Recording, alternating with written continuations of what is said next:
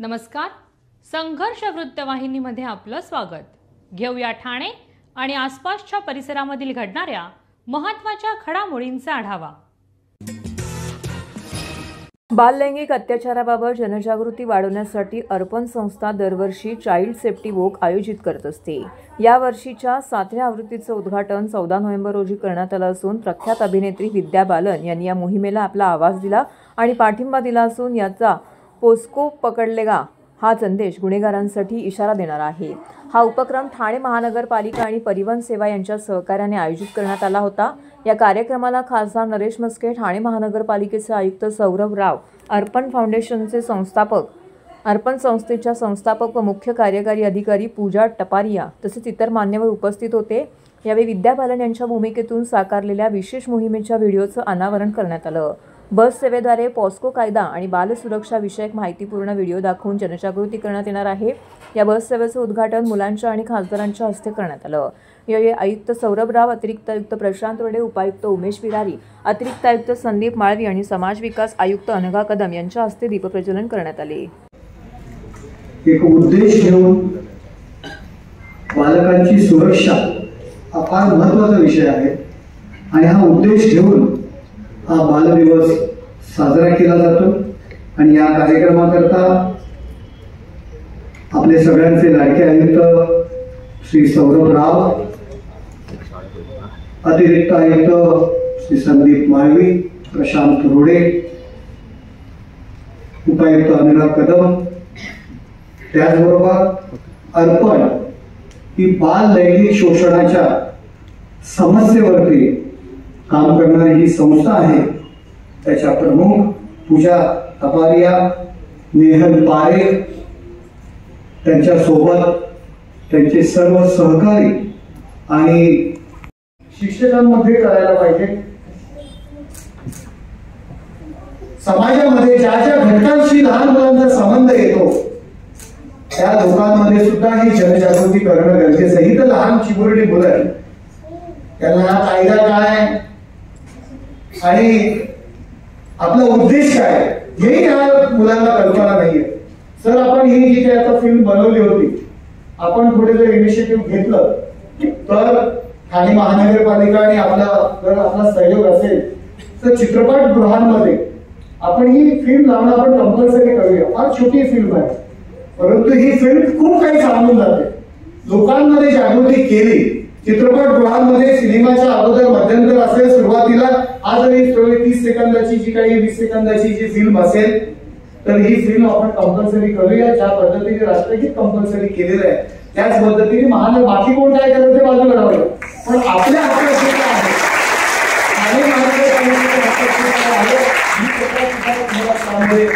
मदत करेल आणि ठाणे शहरातील सर्व चित्रपटगृहांमध्ये ही फिल्म लावणं आपण बंधनकारक करूया. खऱ्या अर्थाने ती जनजागृती होणार आहे. सर्व नागरिकांना आवाहन करण्यात येत आहे की सध्या डासांमार्फत पसरणाऱ्या डेंग्यू या आजाराचा प्रसार रोखण्यासाठी प्रत्येकाने पुढील प्रमाणे कार्यवाही करावी. डेंग्यू आजार एडिस इजिप्ती हा डास चावल्याने होतो. या डासांची पैदास साचलेल्या किंवा साचवलेल्या स्वच्छ पाण्यामध्ये होते. 8 दिवसांपेक्षा जास्त दिवस पाणी उघडे व साचून राहिल्यास त्यात डास अंडी घालतात. अंड्यांच्या अळ्या तयार होऊन पुढे डास तयार होतात. यासाठी आपल्या घरातील पाणी साठे, उदाहरणार्थ बॅरल्स, पिंपे, टाक्या, हौद, रांजणे इत्यादी दर आठवड्याला रिकामे करून घासून पुसून कोरडे करून पुन्हा भरावे. 1 दिवस कोरडा दिवस म्हणून पाळावा.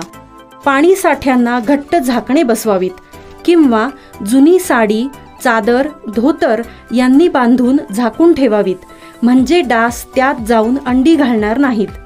घराच्या गच्चीवर, आजूबाजूला, अंगणात कोठेही पाणी साचू देऊ नये.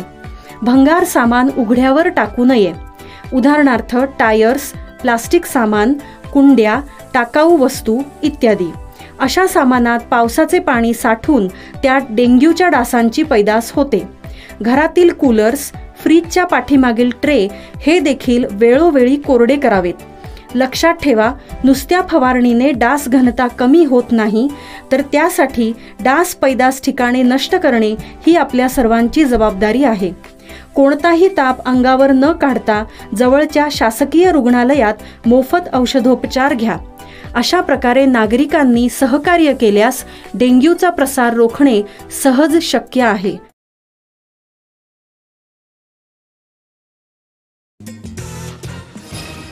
कोकणातील विजयदुर्ग येथील अरबी समुद्राच्या लाटांवर अंगावर झेलत अत्यंत खडतर असे सागरी अंतर 19 जलतरणपटूंनी यशस्वीरित्या पार केला आहे. या सर्व जलतरणपटूंचे सर्वत्र कौतुक होत आहे. श्री दुर्गामाता कला क्रीडा मंडळ विजयदुर्ग आणि जिम स्विम अकॅडमी कोल्हापूर आयोजित महाराष्ट्र राज्य जलतरण संघटनेचे नुकतेच विजयदुर्ग येथे राज्यस्तरीय सागरी जलतरण स्पर्धेचं आयोजन केलं होतं. 15 किलोमीटर आणि 30 किलोमीटर अशा 2 गटामध्ये ही स्पर्धा होती. 15 किलोमीटर स्पर्धेमध्ये मुलींमध्ये आयुषी आखाडे हिने प्रथम क्रमांक पटकावला आहे, तर महेक तत्रा यांनी चतुर्थ क्रमांक पटकावला.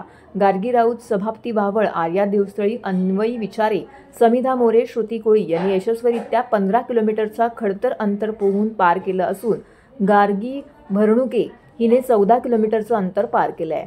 15 किलोमीटर स्पर्धेमध्ये मुलांमध्ये समर्थ भिलारे, विवान बुस्सळे, सिद्धी मुपेनिटी यांनी हे अंतर यशस्वीरित्या पूर्ण केलं आहे. 30 किलोमीटर स्पर्धेत तृणांश गंदे तृतीय क्रमांक, अरित जिंदल चतुर्थ क्रमांक, रुद्र निसार 5वा क्रमांक प्राप्त केला आहे.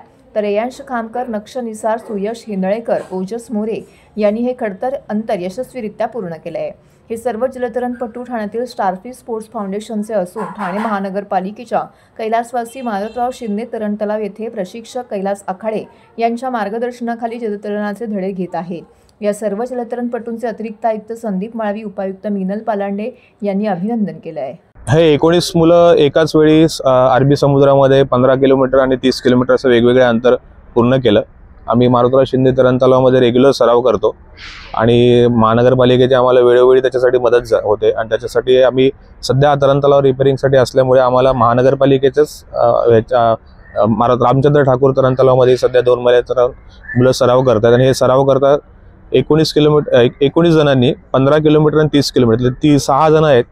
त्यांनी 30 किलोमीटर आव्हानात्मक अंतर अगदी 7 तासाच्या आतमध्ये सहज पार केलं आणि बाकीचे 13 मुलांनी 15 किलोमीटर अंतर यशस्वीरित्या पूर्ण केलं. याच्यामध्ये गर्वाची अशी गोष्ट आहे की सर्वात जास्त आमच्या मुली तिथे सहभागी झाल्या होत्या. 19 पैकी जवळजवळ 12 आमच्या स्विमर मुलीच आहेत आणि 7 स्विमर मुलं आहेत आणि अशा प्रकारे त्यांनी वेगळं चॅलेंज आहे समुद्रात पोहणं. म्हणजे त्याच्यामध्ये पहिले 1 तास त्यांना अगेन्स्ट द टाईड स्विम करायला लागलं होतं. तुम्ही बघत असाल की बारकी मुलं आहेत ते थोडीशी मागे पाण्यापासून मागे जात होती आणि शेवटचे 1 तास देखील त्यांना रिव्हर्स करंटला स्विम करायला लागलं. मधले 5 तास त्यांना साथ भेटली पाण्याची, पण पहिले 1 तासानंतरचे 1 तास थोडा खडतर प्रवास त्यांना करायला लागला. 15 किलोमीटरमध्ये मुलींमध्ये आपल्या ठाण्याची म्हणजे आपली स्टारफिशची आयुषी आखाडे ही पहिली आले आणि तिथे पहिल्या 5 जणांना बक्षीस देतात. त्याच्यामध्ये 4थ्या नंबरला महक टन्ना स्विमर आपली आलेली आहे आणि 30 किलोमीटरमध्ये तृणांश गंद्रे हा 3ऱ्या नंबरला फिनिश झाला. 4थ्या नंबरला आरित जिंदाल आणि 5व्या नंबरला रुद्र निसार असं नीट फिनिश केलं. देशभरातून 51 जलतरणपटू या स्पर्धेत सहभागी झाले होते. मोजकीच स्पर्धक सहभागी होतात कारण हे अंतर लांब पल्ल्याचं आहे. 1-2 किलोमीटर नाही ते 30-15 किलोमीटरचं अंतर आहे. त्यामुळे मोजकेच 51 स्पर्धक सहभागी झाले होते आणि स्टारफिश वेळोवेळी ओपन वॉटरला आणि खुल्या लांब स्पर्धेला आम्ही नेहमीच मुलांना प्रोत्साहन करतो. आई वडील प्रोत्साहन करतात आणि मुलं हे सगळे सहभागी होते. त्यांची प्रॅक्टिस तशी होते. आता मागच्या वर्षीच आपण याच वर्षी इंग्लिश चॅनलचे आपले 3 जलतरणपटू सहभागी झाले होते आणि 37 वर्षांनंतर भारताला पहिल्यांदा स्वित्झर्लंडला पण आपल्याच स्टारफिशच्या मानव मोरेनी मेडल आणलं होतं. आता ह्यातले काही स्पर्धक आम्ही मालवणला आता 10 किलोमीटरला चाललेत. त्याच्यानंतर काही स्पर्धक आपल्या गोव्याला आम्ही 6 जणांची निवड केली की ती गोव्याला खडतर अशी अटल सेतू ते जुवारी ब्रिजचे 24 किलोमीटर आव्हानात्मक अंतर पार करून जाणार आहे. 26 जानेवारी दिवस आपण निवडलेला त्याचा. नमस्कार, मी तृणांश गंद्रे. आम्ही सगळे इथे आमचा हे पुरस्कार केला. आम्ही लोकांनी 15 किलोमीटर आणि 30 किलोमीटर केले. मी 30 किलोमीटर पोहलो, त्याच्यात मला 3रा रँक आला. एकदम असं अभिमानासारखं वाटतं. एवढा मोठा एकदम ही अचीवमेंट आहे अशी आणि हे मला खूप वर्षांपासून करायचंच होतं. मी पण तसं आयुषी बोलली तसं आम्ही पण रोज 2 तास स्विमिंग करायचो आणि दर संडेला 5 ते 6 तास सर आमचा स्विमिंगचं हे घ्यायचे. तेव्हा पण आम्ही खूप जोराने प्रॅक्टिस करायचो. श्वानदंशांच्या वाढत्या घटनांची गंभीर दखल घेऊन सर्वोच्च न्यायालयाने नुकत्याच दिलेल्या निर्देशानुसार ठाणे महानगरपालिकेने सार्वजनिक ठिकाणच्या भटक्या कुत्र्यांना हटवून त्यांचं निर्बीजीकरण आणि लसीकरण करून त्यांना पुन्हा मूळ जागी न सोडता प्राणी निवारगृहात ठेवण्याची कार्यवाही शक्य तितक्या लवकर करावी अशी मागणी माजी उपमहापौर नरेश मनेरा यांनी ठाणे महानगरपालिका आयुक्त सौरभ राव यांच्याकडे एका पत्राद्वारे केली आहे। भटक्या कुत्र्यांना पकडून निवारागृहात ठेवण्याची जबाबदारी सर्वोच्च न्यायालयाने स्थानिक स्वराज्य संस्थांवर सोपवली आहे। ठाणे महानगरपालिका हद्दीत विशेषतः घोडबंद रोड विभागामध्ये भटक्या कुत्र्यांची संख्या ही खूपच वाढलेली असून श्वानदंशांच्या वाढत्या घटनांमुळे येथील आबालवृद्ध नागरिक प्रचंड भीती व दहशतीमुळे त्रस्त आहेत। येथील गृहनिर्माण संस्था तसेच आपण स्वतः अनेक वेळा या भटक्या कुत्र्यांवरती कारवाई करण्याबाबत वेळोवेळी महापालिका प्रशासनाकडे लेखी तक्रार करूनही प्रशासनाकडून भटक्या कुत्र्यांवरती ठोस व प्रभावी कार्यवाही केली जात नव्हती। आता मात्र सर्वोच्च न्यायालयाने याबाबत स्पष्ट निर्देश आणि मार्गदर्शक सूचना दिल्याने सर्व ठिकाणच्या भटक्या कुत्र्यांना पकडून त्यांच्या निर्बीजीकरण आणि लसीकरणानंतर त्यांना मूळ ठिकाणी न सोडता महापालिकेने त्यांना निवारागृहात ठेवणं आवश्यक आहे, अन्यथा तो न्यायालयाचा अवमान ठरेल असा इशाराही नरेश मनेरा यांनी पत्रामध्ये दिला आहे। सध्या वागळे इस्टेट येथे ठाणे महानगरपालिकेचे 80 कुत्रे ठेवण्याची क्षमता असलेले एकच निवारागृह असून त्यांचे नूतनीकरणाचं काम चालू असून ठाणे महानगरातील काही हजारामध्ये असलेली भटक्या कुत्र्यांची संख्या पाहता यासाठी आणखी प्राणी निवारागृह उभारणे जरुरीचं असल्याचं याकडेही नरेश मनेरा यांनी लक्ष वेधलं आहे। ठाण्यातील प्रतिष्ठेची NT केळकर स्मृती आंतरशालेय क्रिकेट स्पर्धा यंदा 49व्या वर्षात पदार्पण करीत दादोजी कोंडदेव स्टेडियमवरती दिमाखात सुरू झाली। उद्घाटन प्रसंगी भारतीय महिला संघाचे गोलंदाज प्रशिक्षक व माजी क्रिकेटपटू आविष्कार साळवी यांच्या हस्ते स्पर्धेचं उद्घाटन करण्यात आले। यावेळी खेळाडूंना मार्गदर्शन करताना साळवी म्हणाले, प्रत्येक खेळाडूने क्रिकेटकडे संघभावाने पाहिलं पाहिजे। एकदिलाने खेळला तरच या खेळात यशाची द्वारं उघडतात। उद्घाटन सोहळ्यात स्पर्धेचे अध्यक्ष ठाण्याचे आमदार संजय केळकर उपस्थित होते। भारतीय महिला संघाने अलीकडेच विश्वविजेतेपद पटकावल्याच्या पार्श्वभूमीवरती प्रशिक्षक म्हणून उल्लेखनीय योगदानाबद्दल आविष्कार साळवी यांचा स्टार स्पोर्ट्स क्लबच्या वतीने आमदार संजय केळकर यांच्या हस्ते सन्मान चिन्ह देऊन विशेष गौरव करण्यात आला। स्पोर्टिंग क्लबच्या नव्या कमिटीचे अध्यक्ष विलास जोशी यांचा शाल, श्रीफळ आणि पुष्पगुच्छ देऊन सत्कार करण्यात आला। कार्यक्रमात स्पोर्टिंग क्लब कमिटी सदस्य प्रशिक्षक किरण साळगावकर, आमदार संजय केळकर यांचे ज्येष्ठ बंधू सदानंद केळकर, ज्ञानसाधना विधी महाविद्यालयाचे प्राचार्य सुयश प्रधान, सेक्रेटरी बाळा खोपकर, अंपायर बोर्डचे आशिष कर्णिक, मंगेश कदम, ठाणे महानगरपालिकेच्या उपायुक्ता मीनल पालांडे, ॲडव्होकेट अल्केश कदम, तुकाराम सुर्वे, स्पोर्ट्स क्लबचे अतुल सुर्वे, कौस्तुभ केळकर इत्यादी मान्यवर उपस्थित होते।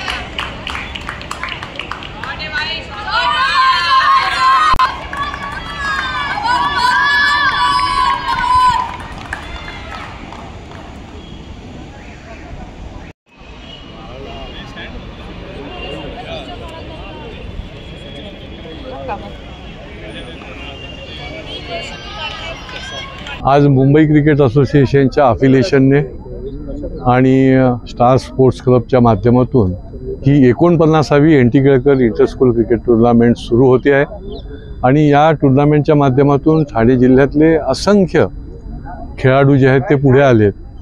ज्याने आता महिला वर्ल्ड कप आपण जिंकला त्याचे प्रशिक्षक महिला गोलंदाजीचे आविष्कार साळवी यांच्या हस्ते याचं उद्घाटन झालं। आविष्कारचं या टुर्नामेंटशी खूप अतूट नातं आहे, ठाणेकर आहे, त्यामुळे ही पण आपल्याला अभिमानास्पद गोष्ट आहे आणि ही NT केळकर टुर्नामेंट देखील तो अनेक वर्ष खेळलेला आहे। त्यामुळे ठाण्यातला खेळाडू जगामध्ये पोचावा याच्याकरता ही टुर्नामेंट सातत्याने सुरू केली।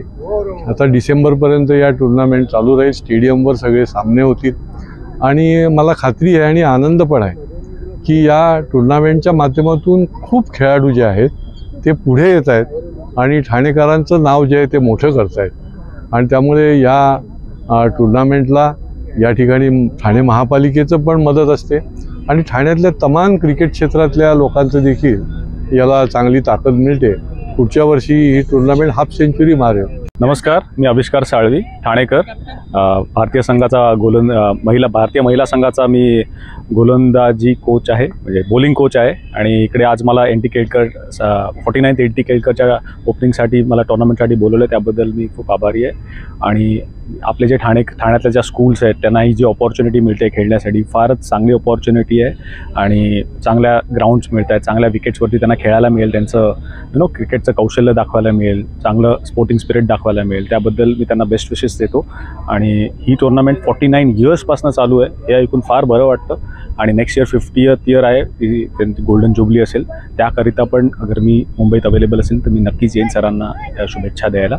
बट ही अतिशय चांगली टुर्नामेंट आहे आणि मुलांना खूप खूप शुभेच्छा. या मुलांना मी जसं मी म्हणालो मगाशी की जी टुर्नामेंट जेव्हा आपण खेळायला मिळते, आपल्याला संधी मिळते, त्या संधीचं पूर्ण सोनं करायचा प्रयत्न करा. एक दुसरं, तुम्ही प्रिपेरेशन आणि प्लॅनिंग करून या टुर्नामेंटमध्ये उतरा, जेणेकरून तुमची जी कामगिरी असते फील्डवरली ती अतिशय चांगली होईल.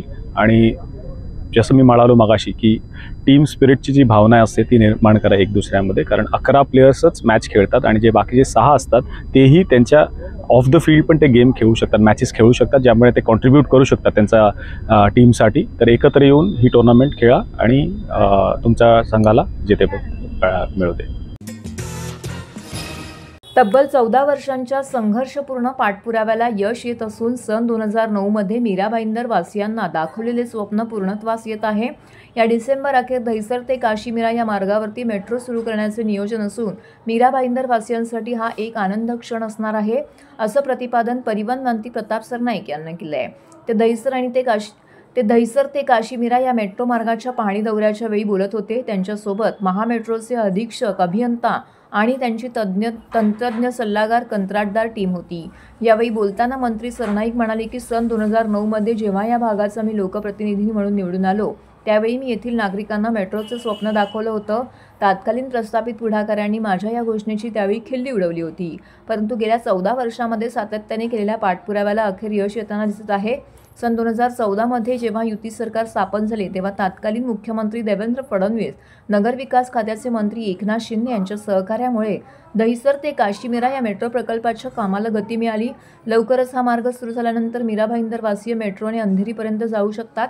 तेथूनच मेट्रो 1चा वापर करून एअरपोर्ट स्थानक 3 मधून थेट कुलाब्यापर्यंत देखील जाऊ शकतात. त्यामुळे नवीन वर्षात मीरा भाईंदर वासियांसाठी छत्रपती शिवाजी महाराज रेल्वे स्थानक, दक्षिण मुंबईतील मंत्रालय, विधान भवन येथे जाण्यासाठी मेट्रोच्या नेटवर्कद्वारे सुविधा उपलब्ध असणार आहे. तर हे होतं संघर्ष वृत्तवाहिनीचं आजचं बातमीपत्र. उद्या पुन्हा भेटू याच वेळी याच ठिकाणी ताज्या घडामोडींसह.